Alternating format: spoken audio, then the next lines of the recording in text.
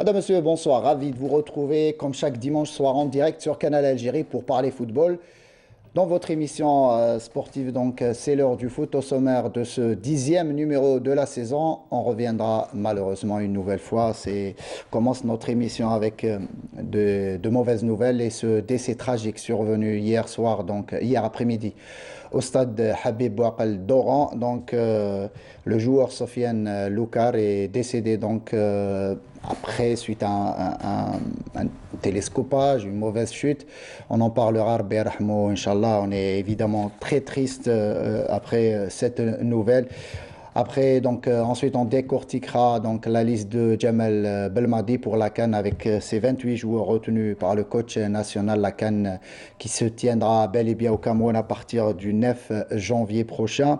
La Ligue 1 avec le CRB Louis-Z donc, qui creuse l'écart en tête du classement, notamment après sa belle victoire en déplacement face à l'US Biskra, donc, qui connaît sa première défaite à la maison cette saison. La GS Sawa victorieuse donc, du NC Magra prend la deuxième place alors que le Hilal Shloom a remporté face à l'AS Ochlef sa première victoire en Ligue 1 donc, de son histoire. En Ligue 2, le RC Kuba qui s'est imposé en déplacement à Al-Bayad, creuse l'écart, lui aussi prend le large, donc en tête du classement du centre-ouest, alors que du côté est, l'USM Annaba est le nouveau leader de ce championnat après sa victoire, avec sa victoire et surtout au détriment du match nul de la GSM Borj Mlayen, tenu en échec par l'USM Khenchelaï. On finira notre émission par la parenthèse de Sarah Derbel qui s'est intéressée cette semaine au secrétaire général du NAD, Samir Atamna. On aura en toute fin d'émission. Et pour parler de tous ces sujets, donc j'ai l'immense plaisir d'avoir sur ce plateau un invité qu'on aime beaucoup ici, notamment à notre émission, Abdelkader Amrani. Abdelkader, bonsoir. Bonsoir, merci de l'invitation. Merci, heureux de vous avoir parmi nous. Merci beaucoup. Moi aussi, je pense que ça fait quand même un bon bout de je ne suis pas venu, mais j'ai toujours le plaisir d'être là. Merci beaucoup, coach. Et de l'autre côté de la table, notre consultant, Abdelnour Kawa. Abdelnour, bonsoir. Bonsoir Saïd et bonsoir à notre ami Abdelkader qui est un ami de très très longue date. On vous ramène que des amis oui, chaque semaine. La famille du football, c'est ça. Exactement, hein. exactement. Donc j'espère que cette émission sera intéressante pour nos amis téléspectateurs. Et je suis un peu déboussolé par cette nouvelle malheureusement, Abdelnour, depuis quelques mois maintenant, avec le Covid, avec la disparition de pas mal d'acteurs du football national, et cette fois-ci, c'est un joueur en plein exercice, 28 ans seulement, Sofiane Loukar nous a quittés. Le voilà donc à l'image, il nous a quittés hier en plein match. C'était affreux et triste surtout de voir ce jeune joueur de 28 ans qui, selon les informations que j'ai eues hier, apparemment il y a une quinzaine de jours qu'il s'est marié. Donc toutes nos condoléances évidemment à sa famille, Sofiane Loukar, donc pour ceux qui n'ont pas l'information, et j'en doute, c'est un joueur donc, du MC Saïda. Et hier, à l'occasion du match donc, de championnat de Ligue 2, pour le compte de la 10e journée, le MC Saïda se déplaçait à Oran pour affronter l'Azmo d'Oran. Et après 26 minutes de jeu, Sofiane Loukar, victime d'un télescopage avec son gardien, donc, avait déjà eu, a été donc, soigné par les médecins du club notamment. Il avait repris par la suite sa place alors que le gardien était sorti, ne pouvait pas continuer le match. Lui avait repris sa place, il se sentait mieux a priori, et 10 minutes plus tard, il s'est écroulé donc à terre, et c'était inévitable donc à ce moment-là de le réanimer.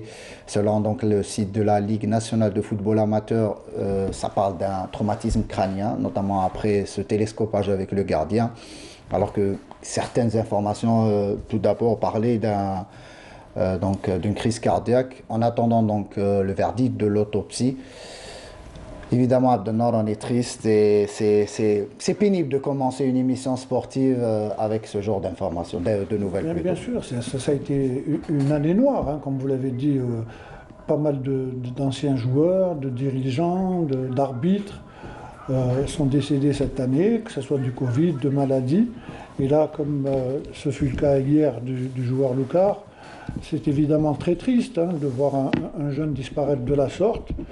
Mais que voulez-vous, c'est quel ajl, comme on dit chez nous, Allah yarhamou, et puis il faut présenter toutes nos condoléances, non seulement à sa famille, mais à tous ses amis. C'est vrai que c'est toujours triste de parler d'un accident, en définitive. Hein. Un télescopage entre deux collègues, c'est même pas un adversaire. C'est ça. Donc évidemment, il a été réanimé pendant 5 ou 6 minutes, il a repris le jeu. Maintenant, Allah yarhamou, il ne vaut mieux pas supputer sur beaucoup de choses. Le fait est qu'il est décédé, Allah yarhamou, et j'espère que les responsables prendront beaucoup plus conscience de ces états. Et justement, on a avec nous en direct par téléphone l'un des responsables, justement, et le président de la Ligue de football amateur.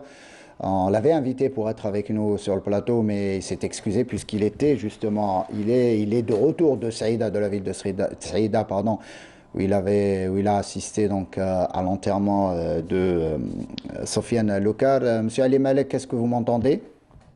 Oui, je vous entends très bien. Très bien, donc Monsieur Ali Malek. Bonjour, Saïd Malek, bonjour.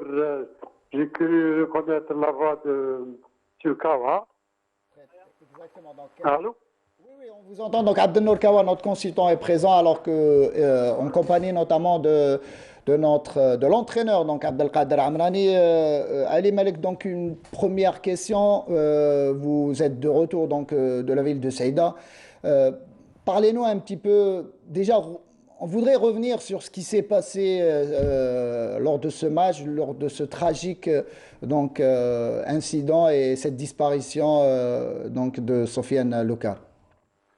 Effectivement, comme vous le dites si bien, c'est une très douloureuse disparition du jeune Loukar Sofiane à l'âge de 30 ans. Il nous a quittés d'une manière vraiment inattendue. Ici, comme vous l'avez souligné lors de la rencontre d'hier contre l'Azmoudora, Stade Bouakal, il est mort. Les médecins qui étaient sur place, la protection civile qui était sur place, après qu'il ait perdu connaissance, ont fait le maximum pour essayer de le réanimer. Ils l'ont transféré à l'hôpital et sur la route, il a rendu l'âme. Aujourd'hui, nous avons assisté à son enterrement. Nous avons partagé la douleur de cette disparition avec sa famille saïdienne. Et aujourd'hui, nous avons à l'occasion enterré pas seulement Loukar Sofiane, nous avons enterré en même temps dans le même cimetière après Salat al-Asr. Une autre figure, une grande figure du football du Boulid de Saïda, c'est Amrani Moulay, que nous avons enterré en même temps. C'est un grand joueur des années 60 et 70 au Boulid de Saïda. Donc c'est l'ancienne famille et l'actuelle famille du football de Saïda qui était en deuil aujourd'hui. Il y avait un monde, masha'Allah, ce qui dénote la grandeur de ce grand joueur Loukar Sofiane, et c'est le symbole après Saïd Amara, Moulay Amrani, voilà, monsieur Saïd. Voilà, monsieur Ali Malek, rapidement, vous avez parlé dans un communiqué donc rendu public hier soir sur le site de la Ligue nationale de football amateur. Vous avez évoqué, la cause de ce décès. Vous avez cité donc, parlé plutôt d'un traumatisme crânien. Donc, est-ce que l'information déjà est confirmée à 100%? Est-ce que, alors que peut-être l'autopsie n'a pas encore rendu son verdict, j'imagine? Non, bien sûr, ce sont des avis de spécialistes, ce sont les médecins qui étaient sur place, et le médecin de la Ligue, après concertation avec l'ensemble des parties concernées par le domaine médical, c'est le traumatisme crânien. Après ça, contact avec son gardien de but, il est tombé sur le crâne, sur la pelouse.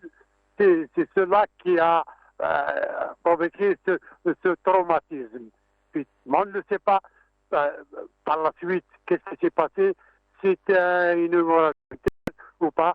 Seuls les résultats de l'autopsie qui a été effectuée ce matin à l'hôpital d'Oran pourraient préciser les raisons du décès de ce joueur.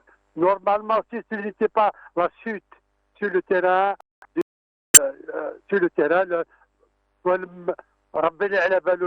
ciel Dieu le sait, on ne l'aurait pas perdu. Je ne sais pas. C'est le destin. C'est le destin. Dernière question, juste, Monsieur Ali Malek, on imagine, on a vu déjà les images effroyables, notamment de ce vestiaire du club, de cette équipe du MC Saïda anéantie après ce décès tragique. Évidemment, l'arbitre avait arrêté le match. Est-ce que, en tant que ligue, justement, comment comptez-vous faire avec cette équipe du MC Saïda qui est mentalement, qui a pris un sérieux coup? Est-ce que vous allez justement, pour le prochain match, est-ce que vous allez déprogrammer leur match, histoire de leur permettre un petit peu, pas d'oublier, mais de passer à autre chose de manière assez sereine, notamment? C'est vrai après la disparition de Sofiane Loukar, dans tous les domaines de la vie continue. On ne peut pas dire que si on reporte la prochaine journée et dans l'autre journée, il y a 3 journées, ça va nous permettre de retrouver Sofiane. Mais la vie continue, le club doit continuer à s'entraîner. Et avec la vie doit continuer. Le club, certainement, il va reprendre les entraînements prochainement. Je pense qu'une semaine de deuil, entre guillemets, suffirait largement. Nous devons revenir à la pratique du football pour qu'on puisse rendre un grand hommage à ce joueur-là. La preuve, lui, après l'accident, il a insisté pour reprendre part au jeu. Donc, Mouloudien doit reprendre part à la compétition et c'est par la compétition qu'on va honorer sa mémoire, Inch'Allah. Merci beaucoup, Ali Malek. À très très bientôt, Inch'Allah. On espère vous avoir avec nous sur ce plateau. Rentrez bien de Saïda. Merci encore une fois. Coach Amrani, donc vous avez écouté le président de la Ligue nationale de football amateur. Il parle justement de cette chute, mauvaise chute sur cette pelouse du stade Bouakal d'Oran. Vous connaissez très très bien les stades algériens et notamment cette enceinte. On revient une nouvelle fois sur la qualité des pelouses algériennes, des infrastructures. Ça devient de plus en plus compliqué de pratiquer déjà un beau football sur ces terrains-là et notamment quand il n'y a pas disons, quand on ne prend pas soin de nos infrastructures, on risque de le payer très très cher. Avant tout, je passe mes sincères condoléances à la famille du jeune joueur Loukari ainsi que toute la famille du MCS Saïda et à nous, en tant qu'entraîneurs et à tous les supporters du MCS Saïda, pour ne pas dire à tous les sportifs d'Algérie. Je pense que ce n'est pas le moment de polémiquer. Maintenant, le jeune est décédé, Allah yarhamou.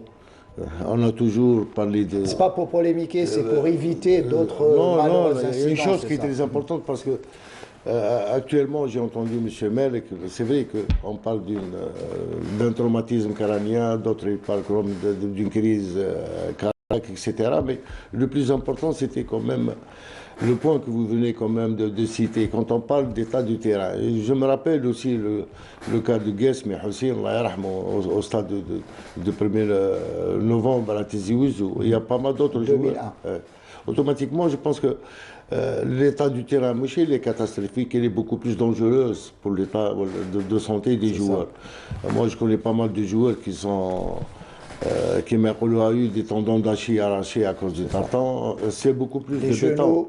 Des genoux. La plupart des blessures, luxation de genoux, l'entorse du genou, je pense que c'est beaucoup plus dû à cause du terrain, l'état du terrain, parce que c'est du béton en bas. Automatiquement, même la durée de vie de l'athlète ne peut pas aller très loin. Je pense qu'après une certaine année, il ne peut plus. Au niveau des articulations, à cause des chutes et des sauts, la carrière du joueur peut être Déjà, très courte. la très qualité courte. du jeu diffère d'un stade en c'est gazon normal, naturel je pense et que en gazon quand tu vois, par exemple, la plupart des terrains de nos voisins, ils sont en gazon naturel. Parce que la qualité, le spectacle, c'est le gazon. On a vu la coupe arabe au Qatar, l'état du terrain, et que le plaisir que les joueurs ont pour pratiquer du beau football, c'est une telle qualité du terrain. Je pense que ça, actuellement chez nous, on n'a que, je sais pas, on a 2 ou 3 terrains gazon, si je parle de Dia ou bien de Constantine, il est fermé. Biskra, c'est catastrophique, les gazons, mais catastrophique. Je pense que réellement, on n'a pas, à part le 5 juillet, moi, on n'a pas. Coach, en parlant un petit peu de... J'ai posé la question à Ali Malek, le président de la Ligue nationale de football amateur. Dans quel état, dans quelles conditions peut-on reprendre de nouveau l'activité footballistique au sein de cette équipe du MC Saïda après avoir perdu Sofiane Loukar après cet incident? Quel sera le rôle de l'entraîneur, de l'encadrement? Ça, c'est le rôle de tout le monde. Je pense que c'est pas facile d'oublier le jeune joueur. Après, quand j'ai vu les vestiaires, tout à l'heure vous avez parlé des vestiaires, mais moi j'ai vu même les joueurs de l'ASMO pleurer. Pleurer, exactement. Et non pas seulement les joueurs de Saïda. Je pense que c'est une tragédie qui a touché tout le monde. Même nous, derrière l'écran, on était vraiment touchés. Je pense que c'est sûr, parce que c'est vrai, la vie continue. Maintenant, c'est le rôle de l'entraîneur, le rôle des dirigeants, de prendre en charge les joueurs mentalement. Et avec le temps, Inch'Allah, les choses vont se passer. Inch'Allah, et on espère, avant de vous donner la parole, on espère justement que du côté du MC Saïda, que ce grand club, qu'on prenne soin de ce grand club. Déjà, son déplacement aura été chaotique. Ce club manque de moyens financiers. Et il faut donc que ce club retrouve un petit peu sa verve et qu'on en prenne soin. Abdelnour, vous aviez quelque chose à dire? Non, on a déjà vécu ça. Hna au Mouloudia, en 70, avec le décès de Amr Stayib, ça se passait ferme dans 70. Et il était télescopage avec Hawass, l'ancien avançant de l'USMA à Naba. Bon, il n'est pas mort tout de suite, hein, il a eu un traumatisme crânien, il est resté pratiquement 2 semaines hospitalisé à l'hôpital Mustapha, il est décédé après. Ça a été un très très grand choc. Mais on a continué à jouer et une année après, on a eu notre premier titre.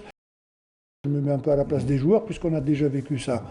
Donc tout ce qu'on peut dire, c'est qu'ils reprennent, la vie continue, c'est vraiment douloureux, mais ils ont une saison maintenant pour essayer de se rattraper, d'essayer d'avoir les meilleurs résultats possibles.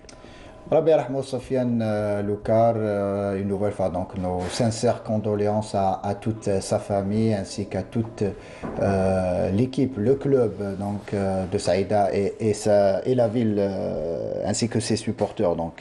Et on passe à toute autre chose, au football action, donc à l'équipe nationale après ce jingle.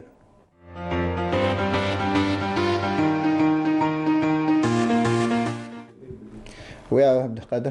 Non, c'est parce que, Kima Khal Abdelnour, avec le temps, les choses peuvent quand même aller mieux. Maintenant, quand on parle des moyens, des conditions, je pense que tous les clubs ont ce souci. Tous les clubs souffrent. Exactement. Ce qui est malheureux, on en parlera tout à l'heure avec vous lors de la rubrique donc, de la Ligue 1. Et on commence donc cette rubrique équipe nationale avec cette liste des 28 joueurs donc, convoqués par le coach national Djamel Belmadi en prévision de la CAN qui se tiendra bel et bien donc, au Cameroun du 9 janvier au 6 février prochain. Donc 28 joueurs ont été retenus par Djamel Belmadi. On va suivre ce sujet réalisé par Fatih Abada et on revient au décryptage de cette liste. Compétition est de retour. Sitôt la Coupe arabe terminée et remportée, l'Algérie s'apprête à revivre un grand événement de football, puisque la Coupe d'Afrique des Nations, sur laquelle on pesait bien des doutes, s'apprête à débuter. Pour l'occasion, Djamel Belmadi, sélectionneur des A, a retenu 28 joueurs comme le lui permet exceptionnellement le règlement du tournoi africain. Pandémie de Covid-19 oblige. Au poste de gardien de but, le suspense était quasi inexistant. Raïs Wahab Mboulhi était et reste le numéro 1 de cette sélection. Évidemment, à ses côtés, Alexandre Oukidja est bel et bien présent en dépit de sa mauvaise saison du côté du FC Metz. Oukidja restera probablement le numéro 2 des Verts de par son expérience au sein du groupe. Là où Mustafa Zarba n'a été rappelé que récemment, il remplace Azdin Douha qui à 35 ans n'a plus probablement d'avenir en équipe nationale. Chez les défenseurs centraux, quelques choix sont présents. Jamel Belmadi a préféré rappeler Jamel Belamri.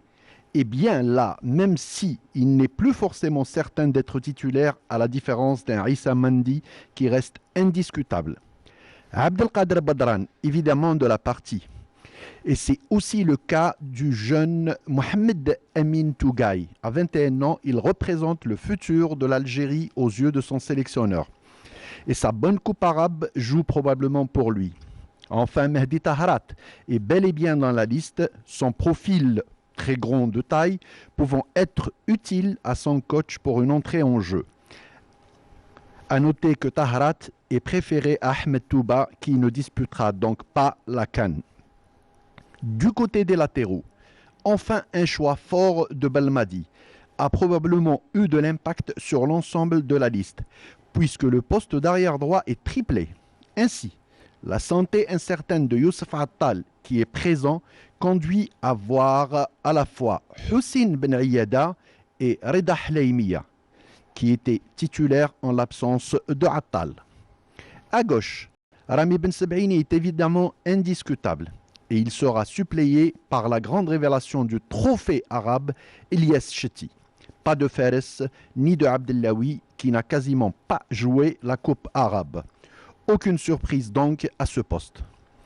Au milieu de terrain, les habituels sont présents. Ismail Ben Nasr, meilleur joueur de la CAN 2019, est accompagné de Haris Belqabla, toujours bon en équipe nationale, et de Ramiz Zerrouki, que Belmadi apprécie. Et Adam Zorgan, clairement le futur à son poste. Soufiane Farouli, facteur X du milieu algérien, sera bel et bien présent. Tout comme Farid Boulaya, qui retrouve des sensations à Metz et qui est très utile au collectif des Fennecs. En revanche, une présence et une absence étonnent et détonnent. Sofiane Ben Debra, que personne n'aurait imaginé chez les A et qui a su se montrer très combatif et utile dans la Coupe arabe, disputera la CAN, alors que Hicham Boudaoui, champion d'Afrique en titre, n'est pas retenu. En attaque, les duos classiques Mahrez, Ounes et Bellaili Brahma seront évidemment présents pour l'Algérie, tout comme Bounedjah Slimani qui se relayeront à la pointe de l'attaque ou s'assisteront dans un éventuel 4-4-2. À leur côté, la révélation Mohamed El Amin Amoura tentera de se faire une place à la pointe de l'attaque, alors que le revenant Yassine Brahimi est évidemment récompensé de sa très bonne coupe arabe. Élu meilleur joueur du tournoi, a marqué 3 buts et délivré 2 passes décisives. Ainsi, avec 28 noms possibles et une coupe arabe remportée, Jamel Belmadi s'est autorisé quelques surprises et a tenté de récompenser ceux qui avaient bien représenté l'équipe nationale à prime. Pour autant, le sélectionneur algérien reste fondamentalement conservateur et compte sur ce groupe qu'il connaît bien pour reproduire l'exploit de 2019. Il faut relever enfin qu'absolument aucun joueur du groupe n'évolue en Algérie, contre 9 en 2019. Bien que sur les 15 joueurs formés en Algérie, ils représentent pratiquement la moitié de l'effectif. Pour rappel, l'Algérie affrontera au sein du groupe E le Sierra Leone, la Guinée équatoriale et la Côte d'Ivoire. Alors, qu'en pensent nos invités et notre consultant de cette liste des Verts ? La question est toute posée donc par notre ami Fatih Abada. Elle est à vous, Abdelnour, avant de poser la question. Abada a donné tous les détails de cette liste. Moi, je pense que Belmadi a longuement réfléchi pour retenir ses 28 joueurs. Ça aurait été peut-être beaucoup plus difficile pour lui s'il ne devait retenir que 22. Là, c'est vrai qu'il y a des nouveaux joueurs qui viennent s'ajouter aux anciens qui figuraient en Coupe d'Afrique en 2019 au Caire. Moi, je revois, bon, c'est vrai qu'il y a encore 15 joueurs de cette liste-là qui sont présents. On retrouve pratiquement les titulaires à l'exception de Adnan Guidoua. Mais autrement, Qui n'est plus, voilà, convoqué qui depuis n'est plus convoqué. un bon moment. Il était blessé après son club. Mais je pense que Jamal a fait un choix judicieux. Il y a un équilibre entre les défenseurs, les milieux de terrain et les attaquants. 3 gardiens de but, c'est suffisant, je pense, pour cette Coupe d'Afrique. Maintenant, il a fait son choix.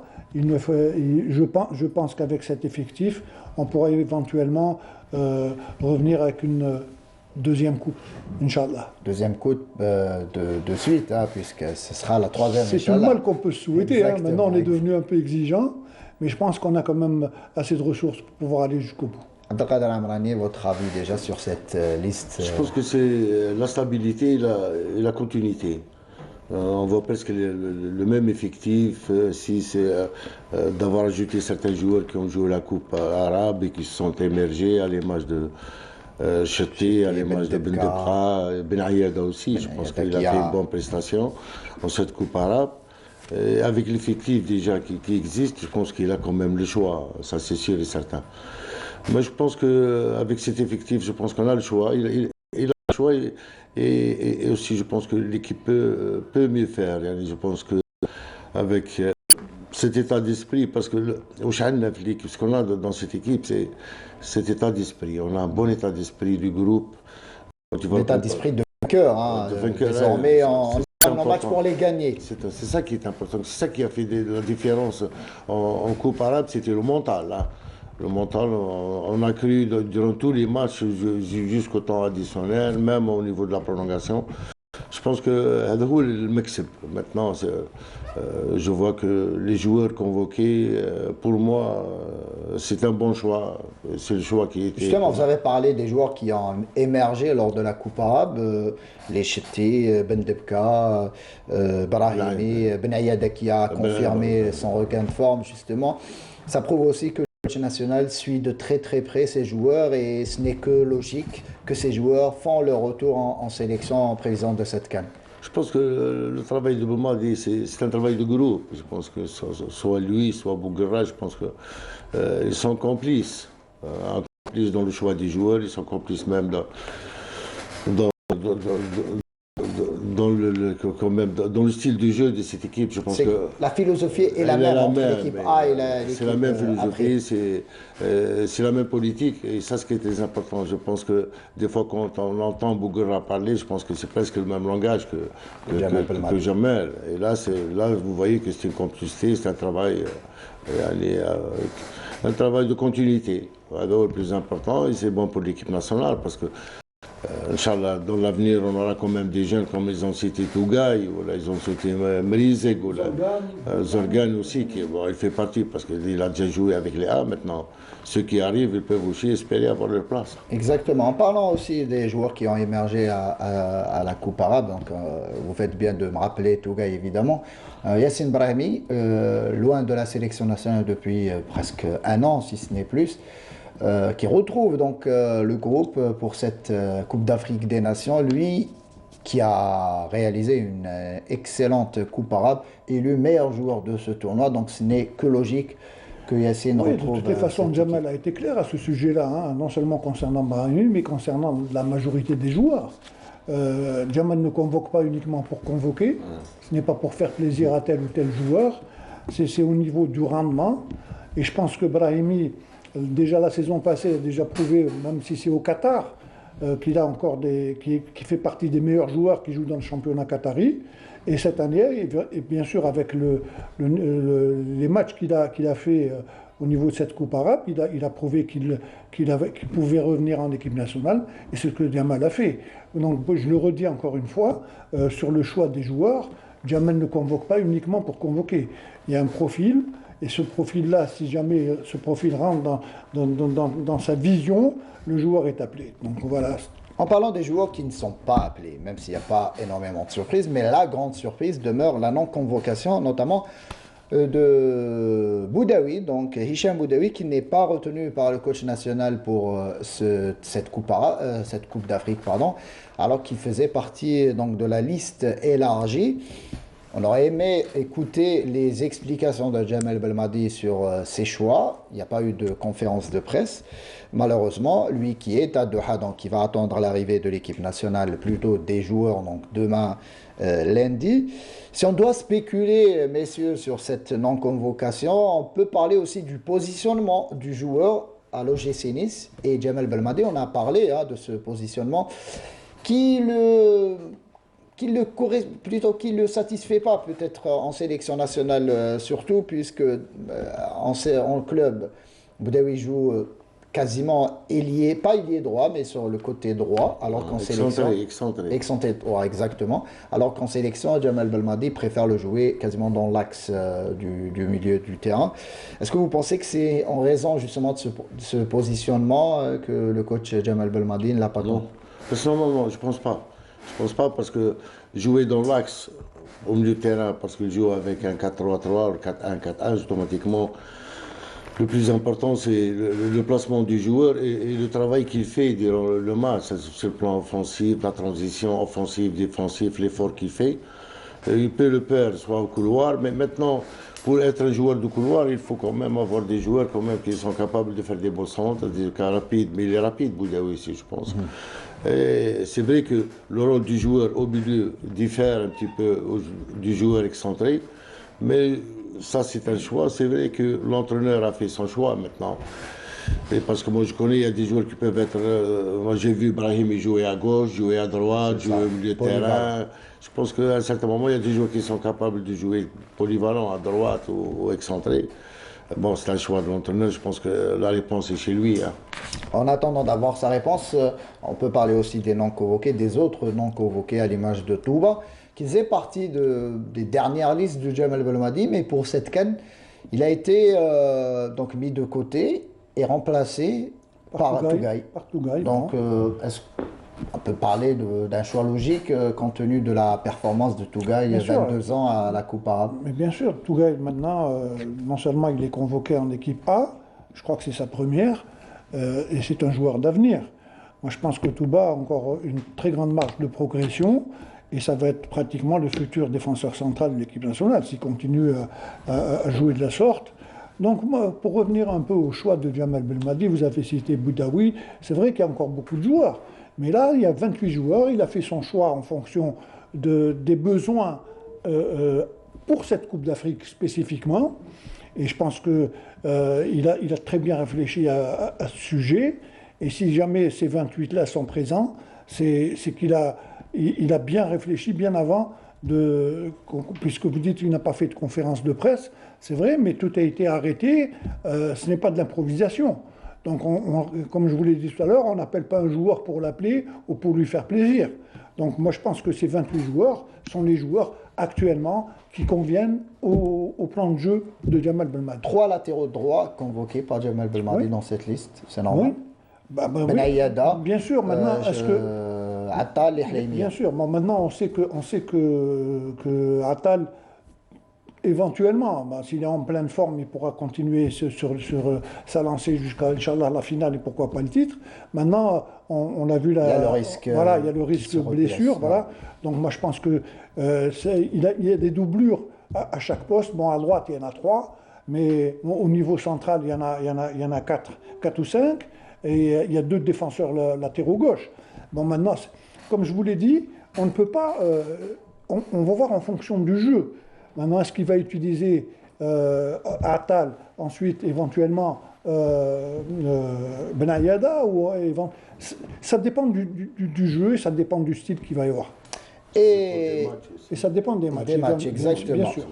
L'alternance aussi, c'est bon de faire tourner des fois l'effectif, notamment pour cette CAN. Et juste pour information, donc le stage qui débute demain à Doha, donc l'équipe, donc les joueurs qui sont déjà présents en Algérie, à savoir Abdelkader Bedran, Lies Chitti, Tougaï, Houssine Ben Aïada et justement Youssef Attal sont actuellement au centre technique national de Sidi Moussa où ils s'entraînent avant de partir demain, de rallier Doha.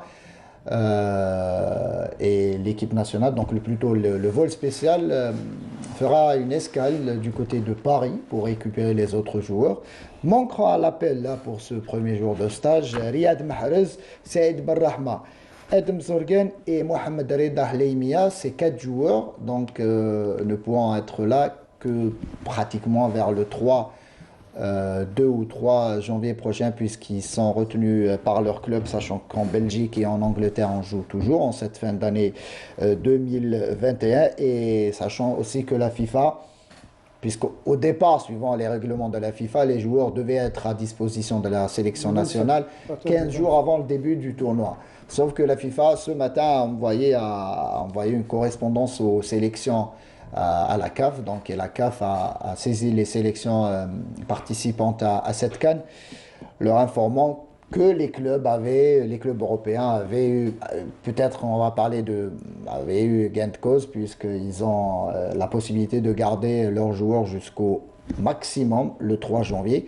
Du coup, ces 4 joueurs que je viens de citer ne seront pas là et ne participeront pas au premier match amical que livrera la sélection nationale face à la Gambie à Doha, alors que le deuxième match sera face au Ghana le 5 janvier, et là, Riyad Mahrez et compagnie pourront être là. Là, c'est toutes les équipes africaines qui sont sanctionnées par cette décision. Hein. Il y a eu beaucoup d'encre qui a coulé, justement. Et ça parlait même de l'annulation de la CAN. Du report. Donc, il y a tellement eu de sujets de discorde dans cette organisation de cette Coupe d'Afrique. Bon, finalement, l'Afrique avait besoin de jouer cette Coupe d'Afrique, et je pense que là, bon, tous les clubs européens ont essayé de jouer, d'essayer de tirer profit un peu pour essayer de garder leurs joueurs le plus longtemps possible. Bon, maintenant, c'est une décision qui a été prise. Nous ne sommes pas les seuls à avoir été sanctionnés par cette décision, puisque toutes les équipes africaines, principalement ceux qui ont des joueurs en Angleterre, en Belgique et un peu partout, qui continuent leur championnat, sont sanctionnés. Mais c'est une compétition importante, je pense. Est-ce que le programme risque d'être chamboulé pour Jamal Belmadi? Premièrement, moi je considère que c'est un petit manque de considération parce que l'entraîneur national a besoin de son effectif pour pouvoir préparer son équipe. Sachant que les règlements sont bien clairs là-dessus. Maintenant, actuellement, s'il a 4 joueurs qui sont absents, et j'espère qu'il n'aura pas de blessés parmi ces 4 qui viennent en retard. On n'arrive même pas à les récupérer. Mais un entraîneur a besoin de son effectif pour bien préparer son match automatiquement. Il ne pourra jamais se fixer sur l'état de tel ou tel joueur. Rares sont les dates où il peut travailler à l'aise. Là, ça aurait été une occasion, si jamais ils auraient rejoint le Qatar le 27, il aurait eu le temps jusqu'au 7-8 de pouvoir travailler, donc de pouvoir, comme ce qui s'est passé à la Coupe d'Afrique en Égypte. En 2019, et effectivement, les 4 joueurs, donc Jamal Belmadi aura donc à possession son groupe une semaine seulement avant le début de cette compétition. Ça reste un peu, c'est un sujet de discorde, notamment au niveau de la CAF, après ces pressions, notamment des clubs européens, qui ont pu donc garder leurs joueurs jusqu'au maximum, donc on le disait, jusqu'au 3 janvier prochain. Mais si on va passer à toute autre chose, donc à l'Assemblée Générale et l'équipe de la Ligue de football professionnel qui s'est tenue donc mercredi dernier au Centre technique national de Sidi Moussa. Et Abdelkarim Adour est réélu pour un deuxième mandat, messieurs. Il n'y avait pas de suspense, puisqu'il était le seul candidat pour cette élection. Donc, Abdelkarim Adour, en poste depuis juin 2018, a été réélu à la majorité pour un nouveau mandat qui court jusqu'en 2025. L'ancien président de l'AS Sochlef qui devait entrer en course avec Azdin Arab, mais ce dernier a vu son dossier être rejeté par la commission, la commission des recours. Il n'y a pas de suspense. Vous connaissez très bien M. Odor. Vous avez longtemps exercé avec lui, notamment quand vous étiez à l'AS Sochlef. Mais je pense qu'actuellement, il a acquis quand même une certaine expérience dans la gestion de la compétition. 5 ans, je pense que les 5 années prochaines, moi Je voyais en lui quelqu'un beaucoup plus aguerri, beaucoup plus mûr, et c'est un rassembleur. J'espère que on retiendra les leçons de ce qui s'est passé dans le passé, et là où le plus important. C'est ça. Peut-être lui-même l'a déclaré en attendant de l'écouter dans quelques instants. Il y a eu déjà la semaine dernière Ali Malek qui a été lui aussi reconduit pour un nouveau mandat. Boulfad justement qui remplace Belmajbar donc à la tête de la Ligue interrégion. Les trois donc Se succèdent à eux-mêmes. non pas pour le dernier Boulfad, non, il remplace le donc trois, Belmajbar, mais il n'y avait pas de concurrent direct, il n'y avait Oui. pas quasiment de concurrence ni. Bon, tout d'abord, il faut le féliciter puisqu'il s'est il s'est présenté. C'est le seul candidat, que ce soit Mdouar ou que ce soit Malek. Mais ça aurait été beaucoup plus agréable d'avoir 3 ou 4 candidats qui dit au moins. Bedouar lui-même l'a Oui. reconnu. Hein, Mais malheureusement, il ne se bouscule pas au niveau des portes des ligues. Bon, ça prouve, pour moi, hein, que les gens ne sont pratiquement pas intéressés. Puisque si c'est le seul candidat qui s'est présenté à sa succession, c'est que les autres gens ne sont pas intéressés. Il y a eu Azdin Arab. Mais Azdin Arab, moi je l'ai connu à Sétif, pas à Magra. Donc est-ce que son dossier était complet, n'était pas complet? Ça c'est une autre paire de manches, mais on aurait bien voulu avoir d'autres candidats. Et on va l'écouter justement Abdelkarim Adouar tout juste après sa réélection au micro de la télévision nationale.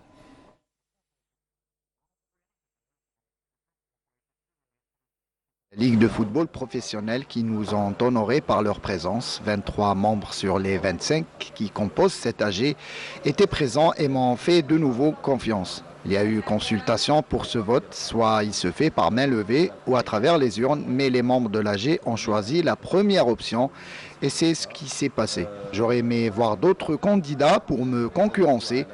Ceci dit, je suis heureux.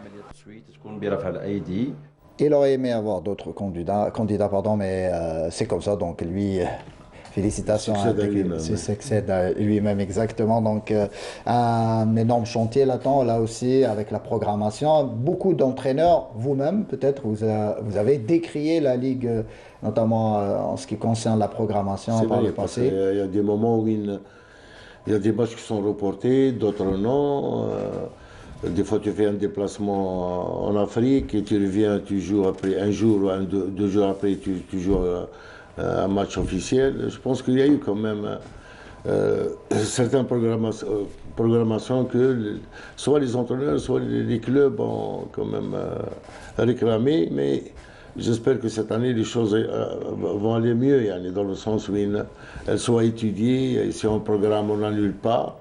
Si on fait par exemple un programme de compétition d'un mois, je ne sais pas moi, 2 mois, c'est ça. Maintenant, c'est important pour un entraîneur de pouvoir préparer son travail. Il y a des fois, on te programme un match, un jeudi ou un mardi, mais 2 jours avant, ça la date automatiquement, ça perturbe le travail de l'entraîneur et la préparation des matchs. Et on entame donc la Liga après ce jingle.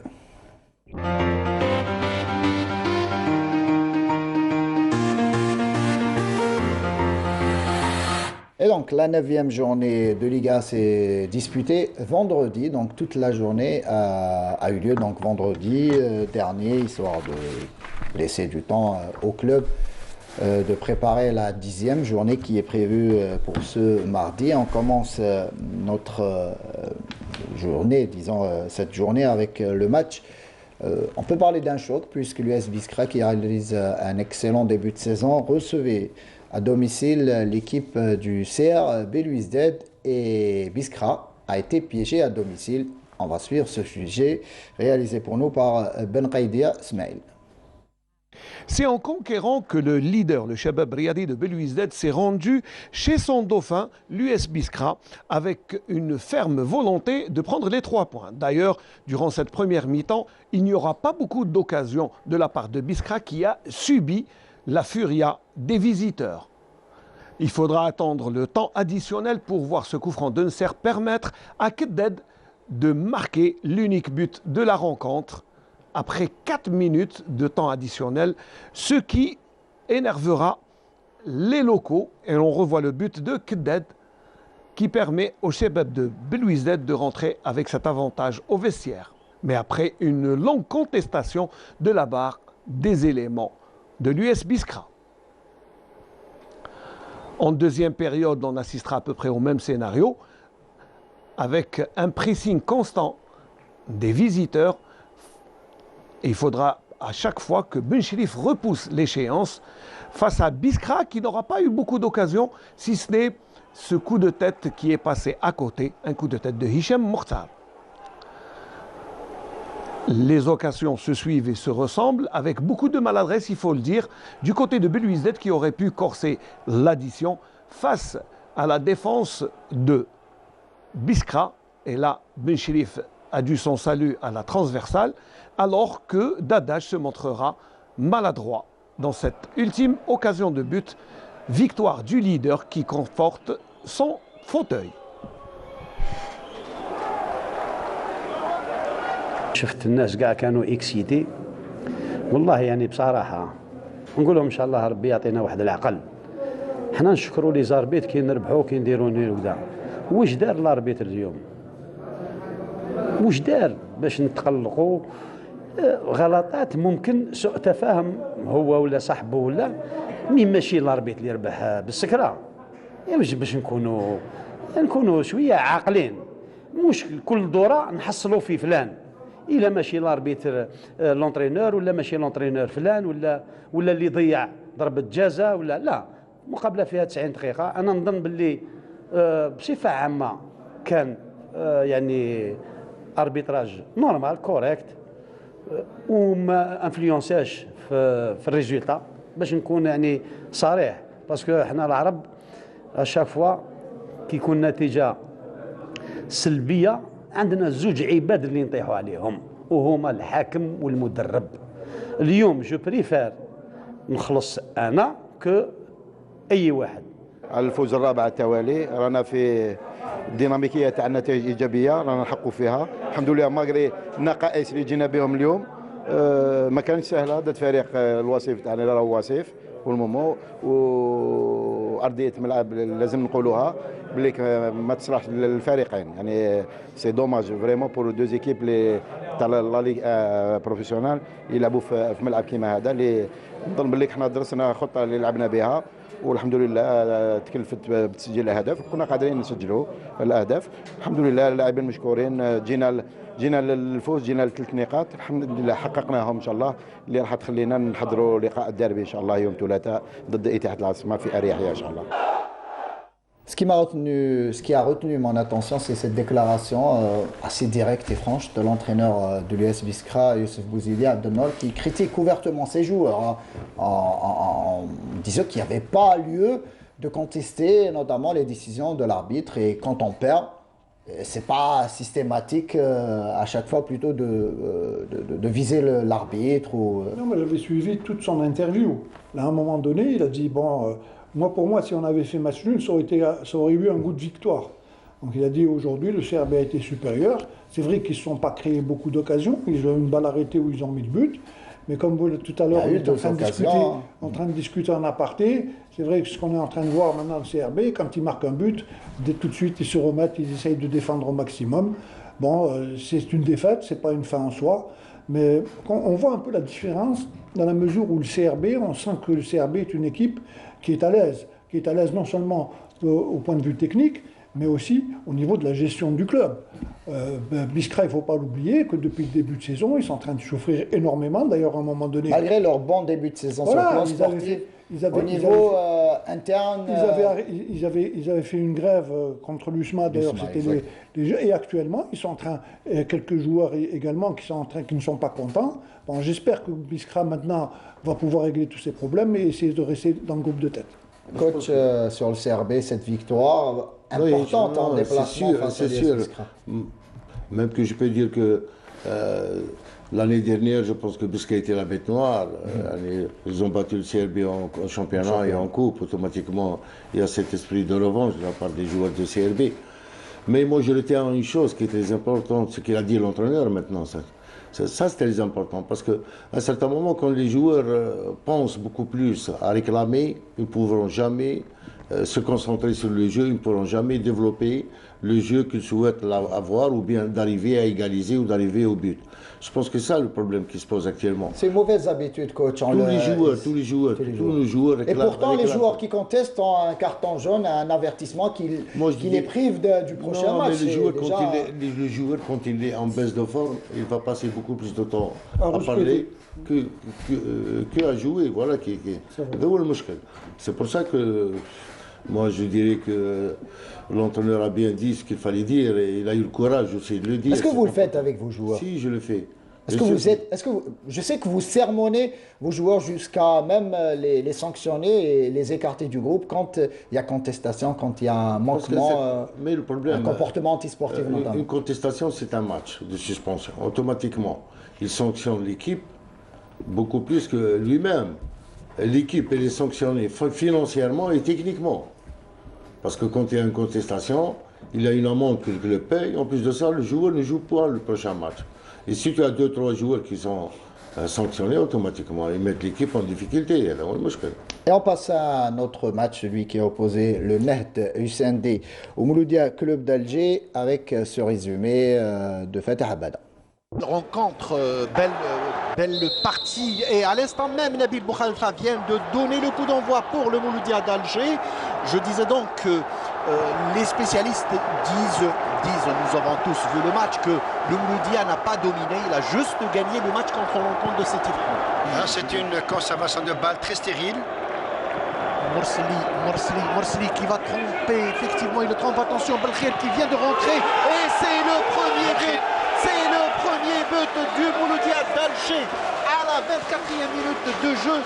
Tahar qui a trouvé, c'était Morsli qui avait trouvé Abdelnour Belkhir. Abdelnour Belkhir, on l'avait dit tout à l'heure, qui était en train de faire des misères à Agoun. Une balle récupérée par Belkhir au milieu de terrain. Il va trouver Hamidi. Hamidi effectivement sur le côté droit. Hamidi qui remet encore une fois vers Belkhir. Belkhir qui se retrouve seul. Attention, et c'est le deuxième but. C'est le deuxième but. But de Frioui suite à un centre de Abdelnour Belkhir. Et Frioui tout seul, bizarrement, tout seul, dans les 6 mètres. Boutagan n'y pouvait rien. Qui c'est qui démarre? C'est Drarja. Drarja qui trouve Besrir. Besrir qui est rapide, qui rentre dans la surface de réparation. Besrir, c'est dommage qu'il a été récupéré. Et c'est Drarja. Drarja, et malheureusement, et c'est un penalty. C'est un penalty sifflé par Monsieur Boukhalifa. La balle a été touchée, je pense, par Rezala. Boussalim qui se prépare. Boussalim, attention, Chaal et Boussalim. Chaal, et c'est en puissance, tiré. Boussalim qui réduit la marque à la 62e minute de jeu. Agoun sur le côté gauche, Agoun qui part mais trop longue pour lui, c'est Haddad, Mouad Haddad qui va trouver Abdelhafid. Abdelhafid qui réussit à garder le ballon, et c'est qui? C'est Zaidi, Zaidi qui a éliminé. Et c'est le 3e but. C'est ce que je disais, Ahmed Laribi. Et le Mouloudia d'Alger, vous étiez en train de le dire, la rentrée de Zaidi et de Abdelhafid était fructueuse. Effectivement, c'est un bon coaching de la part de Khaled Ben Yahya. Douche. Morsli sur Hamid, sur Rabi'i. Rabi'i, attention à Rabi'i qui... Abdelhafid qui rentre, Abdelhafid, et c'est le 4e but. Abdelhafid suite à une faute non sifflée, mais c'était un avantage. Abdelhafid qui a récupéré le ballon et qui inscrit le 4e but. Et c'est le 4e but au profit du Mouloudia d'Alger. À cet instant même, Monsieur Nabil Boukhalifa vient de siffler la fin de la rencontre par une large victoire du Mouloudia d'Alger. Donc cette victoire écrasante du Mouloudia d'Alger en déplacement, donc au stade du 20 août, face au Nahd, 4 buts à 1. Le Mouloudia, après avoir battu l'Entente, confirme face au Nahd lors de ce derby algérois. Oui, bien sûr, 4-1, c'est toujours encourageant. Le Mouloudia renoue avec des victoires, mais là, ils ont profité d'une équipe du Nahd qui est complètement... qui nage dans des problèmes. Et il ne faut pas oublier qu'il y a 5 ou 6 titulaires qui n'ont pas joué. Ils ont su profiter de cet état de cause et ils ont gagné 4-1, tant mieux pour le Mouloudia. Très très bien, on va passer à un autre match, celui donc qui a opposé l'Entente de Sétif au CS Constantine, avec ce résumé signé Smaïl Ben Ghaïdia. parti pour 90 minutes dans ce beau derby de l'Est du pays. Et mon appel de balle sur le côté droit, c'est bien fait avec Debari. Debari qui a... Ah oui, Montalani, le but, non! Et le premier but! Oh, le premier but, Montalani, qui a été à la réception de ce ballon, de cette balle en retrait. Le ballon qui s'en est allé mourir au fond des filets. Regardez, le tir du pied est très mou. Il y a très mauvaise défense du CSC qui encaisse le premier but à la 24e minute de jeu avec ce ballon du plat du pied. Et ça fait mouche, ça. Astucieusement bien joué de la part des Sétifiens. On le voit sur le côté. On a insisté sur ce côté gauche. Et là, disons, l'action est vraiment formidable. Attention, Bekrar qui prend de vitesse tout le monde. Il y a au deuxième poteau Montalani qui est en retard. De nouveau Bekrar. Il crochette dans la surface. Il tirait. Qu'est-ce qu'il a raté? Qu'est-ce qu'il a raté d'Armoum? Très bonne première mi-temps des Sétifiens. Monsieur Bouslimani donne le coup d'envoi pour la deuxième période. Ouais, Gianni, la belle parade. Hamzaoui. Hamzaoui qui a encore le ballon. Par deux fois alors qu'il a tenté le lob. Hamzaoui. Gamroud, un autre centre. Et le coup de tête. Le ballon ne passe pas à côté. Kendoussi qui écarte sur Janet. Ouais, Kendoussi et Shamseddine Rahmani au pied, en espace, attention, dans l'espace. Darmoum qui va tirer, le ballon est dévié. Il est obligé de... par deux fois Rahmani. Parler une dernière tentative pour Salhi. L'une des dernières occasions. Ils se sont gênés les Constantinois. Et le ballon dévié. À l'occasion, ils ont eu chaud les Sétifiens. On a avec Derfellou. Derfellou qui reçoit le ballon. Derfellou qui a la balle du deuxième but. Derfellou qui marque, non! Et l'arrêt extraordinaire de Rahmani. Le ballon est dans les pieds des Sétifiens et c'est terminé. Voilà, des victoires de l'entente sétifienne, 1-0 grâce à Montalani. Et victoire ultra importante donc, de l'entente de Sétif face à son voisin, donc le CS Constantine, 1-0. Coach, donc une victoire... ô combien importante, attendue du côté de l'entente de Sétif, de ses supporters, notamment après la défaite face au Mouloudia d'Alger. C'est vrai. Après une défaite, c'était difficile. Après tous les problèmes qui sont passés à Sétif, automatiquement, l'équipe Lyon, ce match, l'ont joué avec une certaine pression très terrible. Notamment sur l'entraîneur. L'entraîneur, il n'a pas assisté, je pense, je ne sais pas. Il automatiquement, beaucoup plus sur les épaules des joueurs. L'essentiel, c'était qu'ils arrivent à gagner ce match. Malheureusement, moi, j'ai vu un petit peu le match, mais le CSC, ils ont raté presque la première mi-temps. Je pense qu'en première mi-temps, ils n'ont pas joué, ils n'ont pas osé d'y aller vers l'avant. Ils sont contentés à défendre beaucoup plus.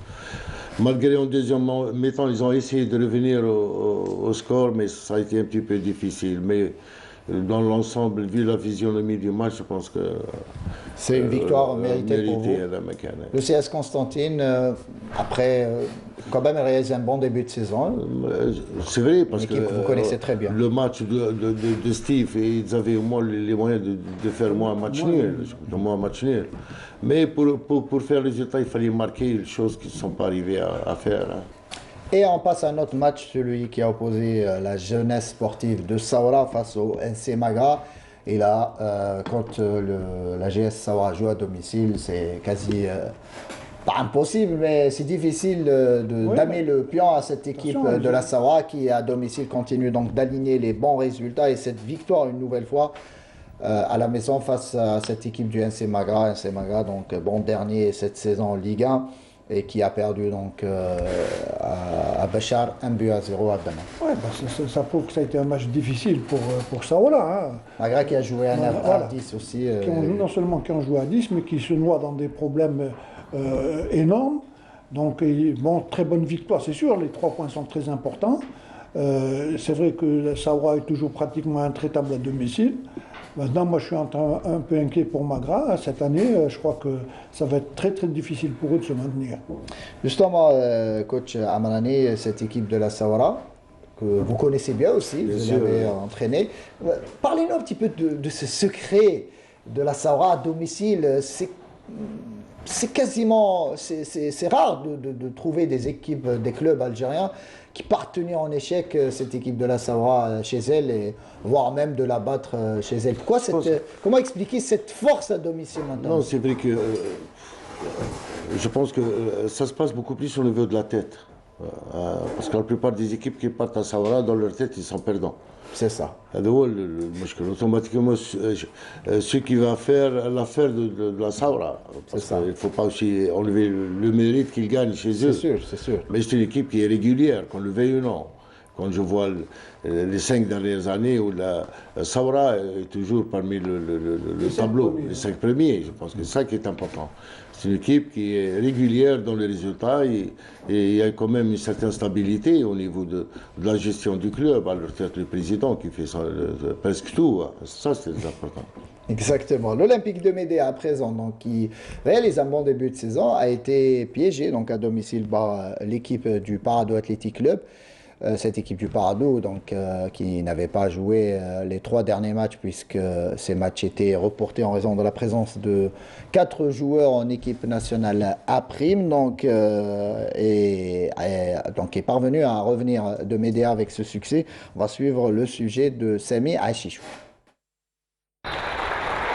5e victoire de la saison pour le Parado AC qui s'est imposé à Médéa devant la formation locale qui a enregistré sa première défaite à domicile. Le gardien du PAC, Abdelrahman Mijdel, a été honoré par son ancien club juste avant le début de cette rencontre, un très beau geste de la direction de Médéa. Le début de cette rencontre est entamé de très belle manière par les visiteurs qui ont raté plusieurs occasions d'ouvrir le score, à l'exemple de cette action de Bemboli qui est dégagée par Osmani. En deuxième mi-temps et toujours avec Bemboli qui continue à enchaîner ses tirs mais qui n'arrivera pas à tromper la vigilance du portier Osmani.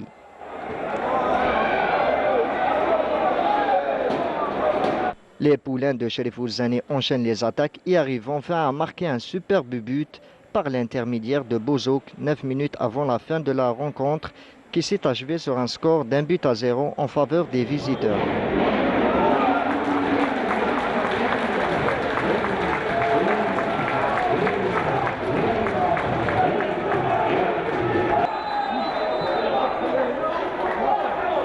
Je pense qu'on peut féliciter les garçons et tout le staff pour le travail qu'ils ont pu effectuer parce que pendant 3 semaines c'est compliqué d'être concentré, motivé. Ils ont travaillé pendant 3 semaines et aujourd'hui ils ont le résultat. Ils ont récolté le fruit qu'ils ont semé, tactiquement, techniquement, physiquement et surtout mentalement. Parce que face à nous, il y avait un adversaire de qualité qui était mieux classé que nous. Venir jouer sur une surface où on n'a pas l'habitude de jouer sur de l'herbe, même si on a eu une semaine d'entraînement sur de l'herbe. Aujourd'hui, franchement, on a que les garçons ont fait un gros match et puis je pense qu'on mérite notre victoire. Une précieuse victoire pour le Parado qui lui permet de se retrouver au pied du podium avec 15 points et 3 matchs retard, alors que l'Olympique Médéa enchaîne sa 2e défaite d'affilée et recule à la 8e place avec 14 points. Cette équipe du Parado donc, qui comptabilise 15 points. Et voilà, 3 matchs en retard. L'impression, 3 matchs en retard. Donc, elle impressionne cette équipe de Médéa, Abdelnour. Plutôt de Parado. Du Parado. Mais Parado, de toute façon, c'est connu. Hein, depuis qu'ils sont en Division 1, ils ont toujours eu à jouer les premiers rôles. Mais comme on était en train de le dire tout à l'heure avec Abdelkader Amrani, le gros problème du Parado, c'est un peu les derbies. Maintenant, c'est vrai que c'est une équipe qui est aguerrie depuis maintenant quelques années. Et à chaque fois, on découvre des nouveaux joueurs qui apportent un plus. D'ailleurs, le but qu'ils marquent contre Médéa, on voit que c'est un but qui est travaillé, c'est pas de l'improvisation. Donc tant mieux pour le Parado. Et c'est vrai qu'avec les 3 matchs retard qu'ils ont, si jamais ils arrivent à négocier 2 victoires, ils peuvent se retrouver en tête du championnat. Maintenant, Médéa, c'est effectivement sa 2e défaite consécutive.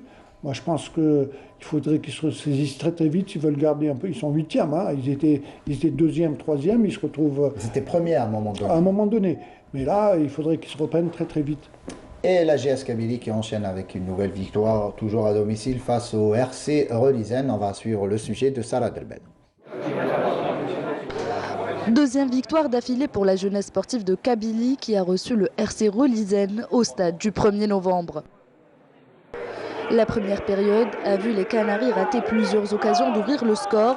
Ben Saïh a obtenu un pénalty dans les ultimes secondes de cette période, mais n'a pas pu inscrire le premier but pour la JSK, qui termine cette manche sur un score nul et vierge. De retour des vestiaires, le coach Ammar Souayah a incorporé Nezla et Ben Saha. Ce changement a été bénéfique pour les jeunes et verts puisque Nezla a ouvert le score à la 57e minute de jeu. Ben Saïh a aggravé la marque 3 minutes après grâce à une passe de Ben Saha avant que Nezla s'offre un doublé et inscrit le 3e pour la JSK. Les protégés de Bourana ont été incapables de réagir et ont failli encaisser d'autres buts. Et c'est donc sur ce score de 3-0 que l'arbitre a mis fin à cette rencontre. Une victoire qui permet à la JS Kabylie de s'emparer de la 10e place, alors que Relisen, avec cette 4e défaite de la saison, se retrouve à la 6e place au classement général. Le calme revient à la maison du côté de la JS Kabylie. Abdelkader Amrani avec cette 2e victoire de la saison face donc au RC Relisen. La JSK est 10e avec 2 matchs en retard encore à disputer. Ah bah, tant mieux. Tant mieux pour l'équipe, pour ses dirigeants, pour ses supporters. Maintenant, c'est vrai que le fait de gagner 2 matchs consécutifs, ça donne confiance aux joueurs et ils deviennent beaucoup plus quand même mentalement plus à l'aise et sur le plan technique, ils peuvent s'exprimer. Le RC Relisen, c'est bien dommage parce que c'est toujours le même problème financier qui dure depuis des années et des années. Et la patte est liée du côté de Relisen avec malgré cela, ça ne peut pas marcher parce que c'est difficile pour Bougrara parce qu'il n'arrive plus à se retrouver. Quand tu n'as pas le minimum, même les bouteilles d'eau, les joueurs les achètent, ou les amènent avec eux automatiquement. Quand on parle de professionnalisme, c'est on est très loin. Assez grave, on est très loin, exactement. Abdelkader Amrani, Abdelnour, on va passer à notre match. L'USMA, donc, qui recevait le Mouloudia Club d'Oran, et l'USMA a été tenu en échec, donc 0 partout à domicile au stade Omar Hamadi de Bolloré. Une contre-performance qui a coûté très cher à l'entraîneur de cette équipe usmiste, à savoir Denis Lavanne, qui a été aussitôt limogé après le match. J'ai été un peu surpris par la rapidité des faits du côté de la direction de l'USMA. De toute façon, ça pendait depuis quelques matchs. Déjà, il a été critiqué, je crois, le 2e, 3e match. Ça a été un match qui lui a été fatal. Le MCO était venu, ils avaient besoin d'essayer d'engranger au moins un point, ils l'ont fait. Et je pense que si l'MCO avait cru en ses possibilités, ils auraient pu battre l'USMA à Bollorine.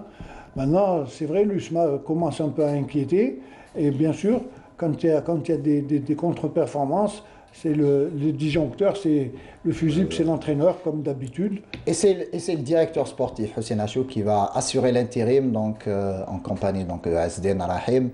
Et justement, assurer le match, le prochain match face au CRB Louisette, le Big Derby, ce sera ce mardi. Coach, l'USMA d'Alger, c'est vrai qu'il ne réalise pas un début de saison exceptionnel avec 12 points en 8 matchs, mais le fait de limoger l'entraîneur aussitôt, lui qui a pris en main l'équipe durant l'intersaison, est-ce que vous pensez que c'est une bonne décision prise par la direction de l'USMA? Et est-ce que c'est toujours l'entraîneur qui paye lorsqu'il y a des mauvais résultats comme à l'USMA? Ça, c'est universel. Ça, c'est universel. Maintenant, l'avantage qu'a Denis Lavanne, c'est d'avoir pris l'équipe juste à la fin de la saison dernière. Il a fait la préparation, il a recruté des joueurs. Voilà. Je pense que comme l'USMA ou bien le CRB, le MCA, la GSK, c'est des équipes qui jouent quand même les premiers rôles. Automatiquement, quand il n'y a pas de résultat, la sentence, c'est toujours... La pression populaire, elle y est. Et on passe à notre match et surtout la bonne nouvelle, la belle, disons l'information principale, si on doit parler ainsi, du côté de Chel Romalet, cette victoire, cette première de l'histoire du club en Liga, Abdelnour face à l'AS Souchlef, 1-0, ça a été compliqué. C'est vrai qu'offensivement, cette équipe de Chel Romalet a du mal. Ce n'est que le 2e but seulement inscrit cette saison après 9 matchs. Voilà, du côté de Chel Romalet, et c'est la première victoire. Elle vient à point nommé quasiment, puisqu'elle permet à l'équipe de Chel Romalet de se positionner à la 13e position du classement. Oui, bah, il ne faut pas oublier aussi que Shalom Laïd, c'était Mzianiri qui avait entamé la préparation. Il a démissionné. Actuellement, ils sont à la recherche d'un entraîneur. Je pense qu'ils avaient pris contact avec Aziz Abbas. Maintenant, est-ce que ce contrat va être signé? Ça, j'espère. Mais toujours est-il que Shalom Laïd et Schleff ont toujours eu ce problème d'efficacité devant. Donc moi je pense que gagner 1-0 c'est déjà une bonne chose. J'espère qu'ils vont pouvoir également aligner de très bons résultats, surtout chez eux. On passe à notre match en attendant, donc on a toujours ces images et on passe à notre match. Donc je disais, le RC Lerba qui accueille le Wydad de Tlemcen et le RC Lerba qui joue assez bien cette saison mais qui n'arrive pas à engranger des points. Et le Wydad de Tlemcen qui parvient, malgré les difficultés, là aussi à revenir à la maison avec ce point du match nul. 0 partout, Wydad de Tlemcen que vous connaissez très bien, Abdelkader Amarani, que vous avez drivé la saison dernière. Vous avez permis à ce club de se maintenir en Ligue 1. Oui, c'est vrai, maintenant c'est bien. Personnellement, je savais que cette année va être beaucoup plus difficile que l'année passée. C'est pour ça que je n'ai pas voulu continuer avec mon équipe, mais le problème perdure hein, quand il y a des problèmes financiers de des années, quand il y a un seul responsable qui gère le club tout seul, il n'y en a pas d'aide. Ajouter à cela la perte de Ben Mansour, le secrétaire général, automatiquement le club passe des moments très difficiles. Plus de défaites à domicile, chose qui a fait trop de mal à l'équipe. Une wilaya comme Tlemcen n'arrive pas. Ça, c'est une affaire de. Non, c'est une affaire d'homme. Moi, j'ai joué dans ce club, j'ai grandi dans ce club, j'ai gagné mes premiers titres dans ce club. C'est vrai qu'il y a une grande différence entre le passé et le présent. Maintenant, il faut que les gens qui sont capables d'aider ce club, ils n'ont qu'à s'approcher de ce club. Et je me rappelle la saison dernière déjà sur ce même plateau, on avait évoqué avec nos consultants Abdelnor vos déclarations, notamment en fin de saison, sur la situation critique que vivait le Wydad de Tlemcen. C'était des déclarations assez crues, en parlant justement de la situation financière notamment. Parce que ce que j'avais dit, je suis en train de le vivre actuellement. Quand j'ai dit que je suis pessimiste, par rapport à cette année. C'est par rapport à ça que vous n'avez pas voulu continuer cette saison. C'est sûr, on ne peut pas y travailler, mais impossible. Très très bien. On va suivre donc tous les résultats de cette 9e journée et le classement à travers ces tableaux.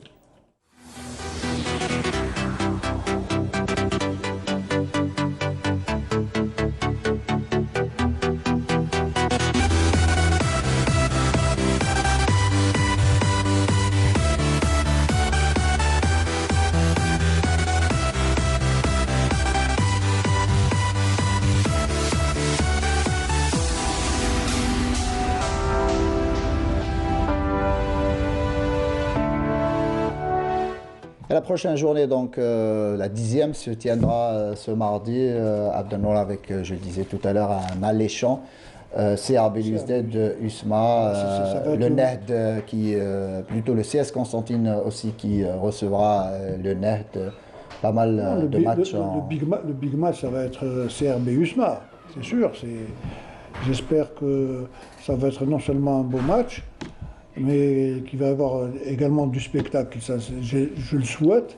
Maintenant, le seul point noir concernant cette saison, depuis déjà bientôt 2 ans, hein, c'est un peu le manque de supporters.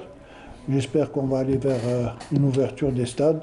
À Alger, la présence des supporters n'est pas encore autorisée, alors que dans d'autres wilayas... J'espère qu'on va y arriver, parce que c'est important. Quand on voit un match USMA-CRB, ou Mouloudia-USMA, ou Mouloudia-CRB, comme exemple le match hier, Nahd-Mouloudia, sans spectateurs, c'est quand même assez désolant. Très très bien, on va passer désormais donc à la rubrique de Sarah Derbel, parenthèse de Sarah.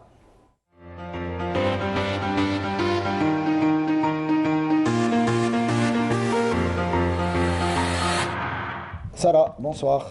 Bonsoir Saïd, bonsoir Aldenor, bonsoir coach, bonsoir à nos téléspectateurs.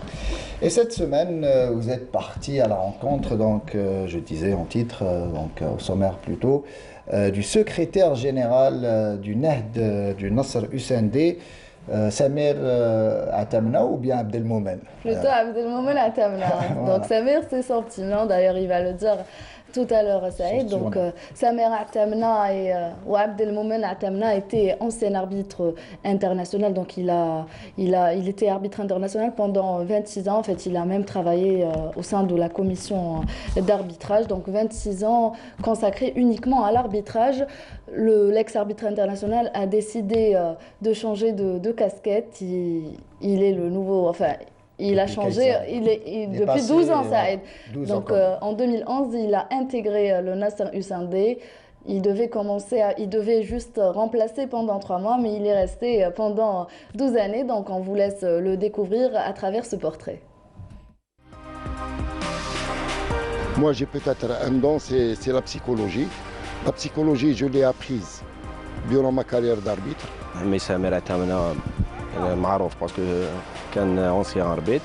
Il nous réconforte avec son expérience, il a vécu comme un ancien arbitre. Samir Atamna, c'est mon petit nom. Samir, c'est mon petit nom. Mon vrai prénom, c'est Abdelmoumen. Après une longue carrière en tant qu'arbitre international, Abdelmoumen Atamna s'est reconverti en gestionnaire pour occuper le poste de secrétaire général au sein du Nasr USND. Grâce à l'arbitrage, je me suis fait connaître à travers le territoire national par les dirigeants des clubs que j'ai eu le privilège d'arbitrer. Quand j'ai arrêté l'arbitrage, les dirigeants ils avaient besoin de secrétaires généraux, de secrétaires de club. Pourquoi par rapport à leur expérience, administrativement parlant, bien sûr. Contacté en 2011 pour quelques mois seulement, Samir Atamna y est encore et pour cause, son expérience administrative avérée et sa parfaite connaissance du règlement. C'est la loyauté et la fidélité qui unissent cet homme en noir et les sangs et or.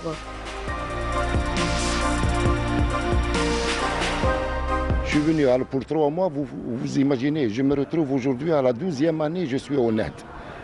Vous allez peut-être me dire pourquoi vous êtes resté aussi longtemps. Je vais vous répondre. C'est parce que les dirigeants du NEHD, et Dieu seul sait combien de dirigeants ils sont passés par le club. Tout le monde est satisfait de mon travail et personne ne veut s'en passer de moi et je suis là. Moi personnellement je suis très content, c'est ma deuxième famille. Je suis en train de bénéficier de pas mal de choses du club et le club est en train de bénéficier de pas mal de mes services. Ils sont en train de profiter de mon expérience d'arbitre d'ancien arbitre pour donner des cours en ce qui concerne les règlements. Son rôle semble certes très formel, mais permet aussi d'assurer la cohésion entre tous les membres de l'équipe. Il est l'indispensable cheville ouvrière du Nasr USND. En toute modestie, je suis peut-être l'homme à tout faire. À commencer par, déjà, on va jouer samedi. Déjà, je suis obligé de demander à l'entraîneur quand est-ce qu'on reprend les entraînements. Donc il me communique la liste de la date de la reprise et le lieu. Je le communique par WhatsApp aux joueurs. Déjà à la reprise, je serai présent pour constater la présence, s'il y a des problèmes de santé de certains joueurs. C'est la préparation de l'équipe, et mettre notre équipe senior, aussi bien joueurs que staff, dans les meilleures conditions. Après le match de la semaine passée, et les préparer administrativement et les mettre dans les meilleures conditions pour le match prochain.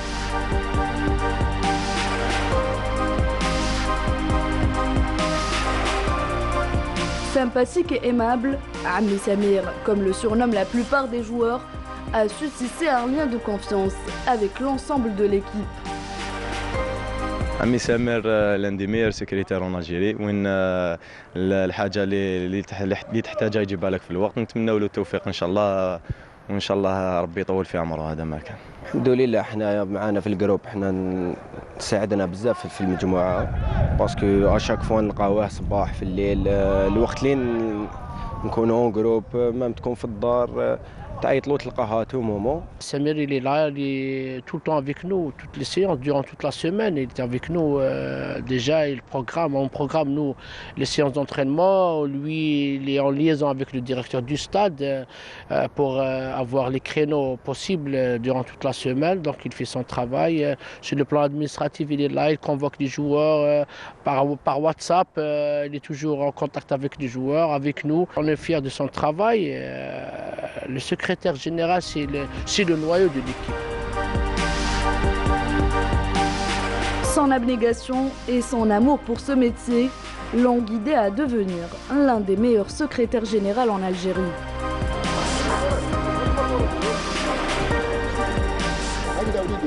Je suis assidu pour ça, j'aime mon travail, je l'aime mon travail. On m'a inculqué ça par rapport aux dirigeants qui m'ont enseigné le sérieux, l'abnégation, l'assiduité.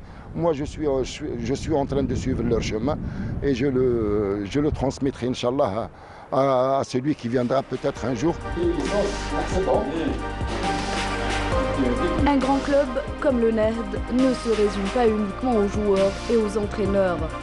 Derrière, il y a de la rigueur, de la passion, de l'amour du travail, de la discipline et de la transmission du savoir. Abdelmoumen ou Samir Atamna répond à tous ces critères. On l'a entendu tout à l'heure, coach, il avait dit que je suis l'homme à tout faire. Vous l'avez confirmé. Donc, il assure la continuité de l'information au sein du NEHD. Vous le connaissez. Qu'est-ce que vous pouvez nous dire par rapport à Samir Atamna? Moi, le fait de connaître le NEHD, je connais que Samir Atamna. Je pense que c'est l'homme à tout faire. Il y a une chose qui est très importante, parce que même que les joueurs viennent de le dire maintenant. Quand ils ont besoin d'informations, ils appellent. Ils contactent le secrétaire général. Non, c'est l'homme à tout faire. Il est, il fait le travail de relation entre le président et les joueurs, l'entraîneur. C'est pour ça qu'on dit l'homme à tout faire, la préparation des matchs, les déplacements, l'organisation des terrains. C'est l'homme à tout faire. Je pense qu'il y a des gens... si tu l'enlèves de cette équipe, les gens ne savent plus à qui s'adresser. Il y a la différence. C'est pour ça que je dirais, il n'est pas seulement secrétaire, mais c'est l'homme à tout faire. Et il entretient de très bonnes relations, Abdelnour, avec l'ensemble de l'équipe. Donc, qu'est-ce que vous pensez déjà de cela? Un secrétaire général, ancien arbitre international, donc déjà, il connaît très bien le règlement.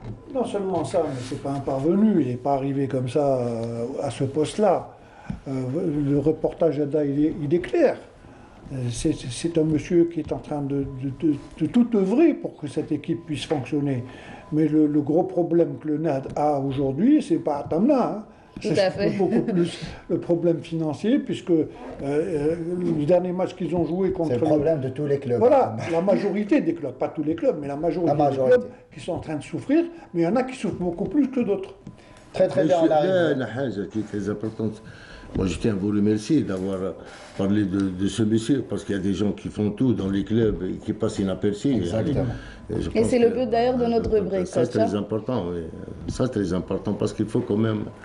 donner de l'importance. L'importance et la valeur à des gens pareils, qui sont dans l'ombre réellement, mais qui sont dans tous les clubs, il y en a des gens comme lui. Et on espère justement, à travers la rubrique de Salah Derbel, justement les mettre en lumière et les récompenser à notre manière. On arrive au terme de cette émission. Abdelkader Amrani, merci d'avoir accepté notre invitation. On espère vous revoir sur les théâtres très bientôt, Inch'Allah. Inch'Allah, merci de l'invitation, honoré d'être parmi vous et à la prochaine, Inch'Allah. Inch'Allah, merci Salah Derbel. Merci à vous, Saïd. À dimanche prochain. Dimanche prochain, Abdelnour. Merci Saïd, puis à la semaine prochaine, Inch'Allah. Merci beaucoup. Donc, on arrive au terme de cette émission. Je remercie évidemment toute l'équipe technique qui a veillé à la réalisation de ce numéro, la réalisatrice Amel Ben Batouche, le script Youssef, donc toute l'équipe des journalistes. Un petit coucou à Sophia Doufen, donc, qui a fêté ses 6 ans hier. Joyeux anniversaire, et je vous dis donc à dimanche prochain. Restez branchés sur Canal Algérie.